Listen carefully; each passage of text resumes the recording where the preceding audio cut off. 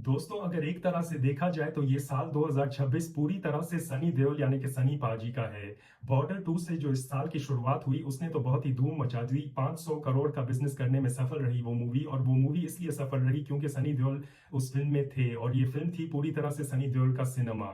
फिर भी वरुण धवन ने बहुत अच्छा काम कर दिखाया था। सुनील शेट्टी के बेटे आहान शेट्टी ने भी बहुत लाजवाब काम किया था, और दिलजीत दोसांझ का परफॉर्मेंस भी लाजवाब था। फिर भी सनी देओल को बहुत बड़ा क्रेडिट इस मूवी का गया था। और उसके बाद आई इक्का, जो कि नेटफ्लिक्स रिलीज थी, और वहां पे इक्का ने नेटफ्लिक्स पर धूम मचा दी, जैसे कि बॉर्डर 2 ने बॉक्स ऑफिस पर यानी कि सिनेमा थिएटर्स पर। और इसी साल रामायण भी आने वाली है, जहां पे सनी पाजी ने रोल निभाया है हनुमान जी का, और वो रोल निभाना काफी मुश्किल था, उन्होंने काफी सारे इंटरव्यूज में आप कहा है। और आज से आपके आसपास के सिनेमा घरों में एक और ब्लॉकबस्टर मूवी चल रही है। ब्लॉकबस्टर मैं इसलिए कह रहा हूं क्योंकि ये मूवी अगर 400-500 करोड़ का बिजनेस करने में सफल नहीं रही तो मुझे बहुत हैरानी होगी।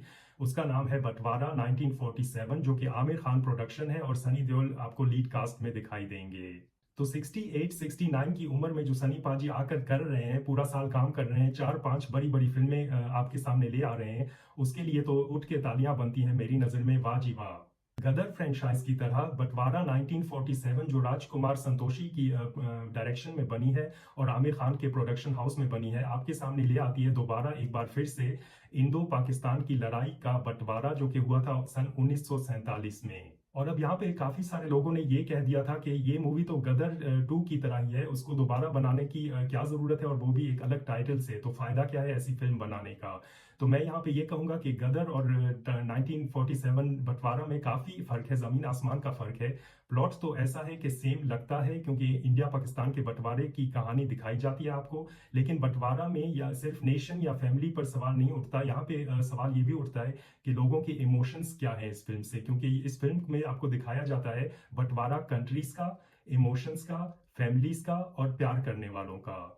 मैं तो कहूंगा ये फिल्म एक फिल्म नहीं है, एक पूरा का पूरा इमोशन है, क्योंकि ये आपको दिखाती है बंटवारा ना सिर्फ कंट्रीज का बल्कि परिवारों और रिश्तों का भी।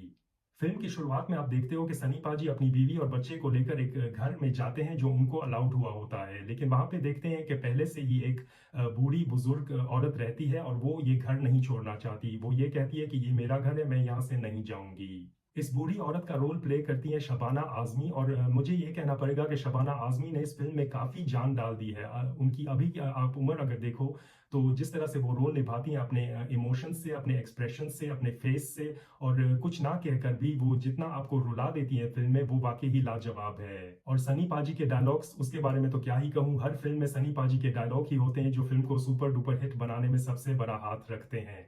और यही आपको इस बार भी देखने को मिलेगा। आप अगर ट्रेलर देख चुके हो तो आप समझ ही गए होंगे मैं किस तरह के डायलॉग्स की बात कर रहा हूँ। यहाँ पे वो ये कहते हैं कि माँ को हिंदू मुसलमान में मत बांटिए, माँ अपने आप में एक मजहब है।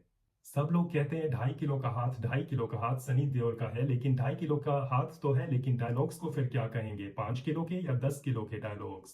सनी पाजी ने मेरी नजर में तो एक बार फिर से साबित कर दिया कि उनके जैसी डायलॉग डिलीवरी पूरे बॉलीवुड में मेरी नजर में तो कोई नहीं कर सकता। एक बुजुर्ग माँ जो पार्टीशन के बाद अपने घर और सरजमीन से अलग हो चुकी है, उसका दर्द, उसके इमोशन इस फिल्म में जान डाल देते हैं। जिस तरह 3 साल पहले गदर 2 में हर डायलॉग पे सनी पाजी के सीटियां और तालियां बजी थी और पड़ी थी, जैसे कि वो एक डायलॉग बहुत ही फेमस हुआ था उस वक्त के, कटोरा लेकर घूमोगे भीख भी नहीं मिलेगी। उसमें तो वाकई बहुत ही बुरा हाल हो गया था, हर थिएटर में सीटियां तालियां बज रही थी सनी पाजी के लिए और उनके डायलॉग्स के लिए। तो वही सीटियां तालियां इस बार भी पड़ रही हैं, हालांकि इस बार सनी पाजी के डायलॉग्स कुछ डिफरेंट हैं। प्रीति जिंटा की वापसी इस तरह होगी मैंने नहीं सोचा था। उनका कमबैक इस फिल्म के दौरान हो गया है, और उन्होंने बहुत ही सही मूवी चुनी है इस कमबैक के लिए, क्योंकि सनी पाजी के साथ उनकी केमिस्ट्री पूरी फिल्म में लाजवाब है, पीक लेवल पर है। सिकंदर और हमीदा के बेटे का रोल निभाते हैं मूवी में सनी देओल के असली बेटे करण देओल ही। और इनका रोल इसलिए बहुत अच्छा लगा मुझे क्योंकि इस मूवी में ये जान नहीं पड़ता कि सनी देओल ने अपने ही बेटे को मूवी में चांस दी है उसको कोई हीरो बनाने के लिए। बिल्कुल नहीं, क्योंकि करण देओल का जो रोल है वो वाकई दिखाता है कि वो रोल इसलिए बनाया गया है कि परिवार को पूरा किया जाए, और क्योंकि वो सनी देओल के असली बेटे हैं तो वो जो डायलॉग बोलते हैं कि तुम मेरे बाप को नहीं जानते, सीधा घुस के मारेंगे, तो वो ऐसा लगता है कि वाकई कोई असली बेटा अपने असली बाप के बारे में बोल रहा है जो अपने बाप को हीरो समझता है। बाकी आमिर खान इस फ़िल्म के प्रोडक्शन हाउस में हैं, मतलब उन्हीं की प्रोडक्शन हाउस की ये मूवी है। ये आपको पता चलता है फ़िल्म में, क्योंकि फ़िल्म की का पूरा ध्यान गया है डिटेलिंग की तरफ, क्योंकि आमिर खान तो खुद ही मिस्टर परफेक्शनिस्ट के नाम से ही जाने जाते हैं। तो फ़िल्म आपको कोई गलती नहीं करके दिखाती, आपको पूरी तरह से पूरी स्टोरी दिखाती है, कोई सवाल आखिर में खुले नहीं रहते, और ये आमिर खान की बहुत बड़ी पहचान है। बाकी प्लॉट मैं आपके लिए स्पॉइलर नहीं करना चाहूँगा, जाइए और ये मूवी ज़रूर देख कर आइए, लेकिन बच्चों को मत ले जाना, क्योंकि फ़िल्म तो है पार्टीशन के ऊपर, तो आपको मार-धार, खून-खराबा, एक्शन और वायलेंस बहुत दिखाया जाएगा। कितना ज़्यादा वो मैं आपको नहीं बता सकता, आप खुद समझदार हो। मेरी तरफ से मिलेंगे मूवी को 5 में से 3.5 स्टार्स। उसकी वजह ये है कि अगर मैं इस फ़िल्म को मिलाऊँ गदर के साथ या बॉर्डर के साथ, बॉर्डर तो पार्टीशन पर नहीं थी, फिर भी अगर देशभक्ति के दूसरी फ़िल्मों के साथ मिलाऊँ, तो मुझे नहीं लगता कि बँटवारा 1947 पार्टीशन के ऊपर बनी सबसे बेस्ट मूवी है। लेकिन इतना ज़रूर कहना पड़ेगा कि इस मूवी का इमोशनल स्कोर जो है वो काफ़ी स्ट्रॉन्ग है, काफ़ी तगड़ा है। अगर सिर्फ़ इमोशंस को लेके मैं इस फ़िल्म को पॉइंट्स दूँ या स्टार्स दूँ, तो मुझे कहना पड़ेगा कि 5 आउट ऑफ 5। शबाना आज़मी का माँ वाला ट्रैक, सनी पाजी की ज़बरदस्त डायलॉग डिलीवरी, या फिर करण देओल का इस फ़िल्म में होना, या प्रीति जिंटा की वापसी जो कि धमाकेदार है, इन चीज़ों को मद्देनज़र मुझे ये कहना पड़ेगा कि ये फ़िल्म इमोशनली बहुत ही ज़्यादा स्ट्रॉन्ग लग रही थी मुझे।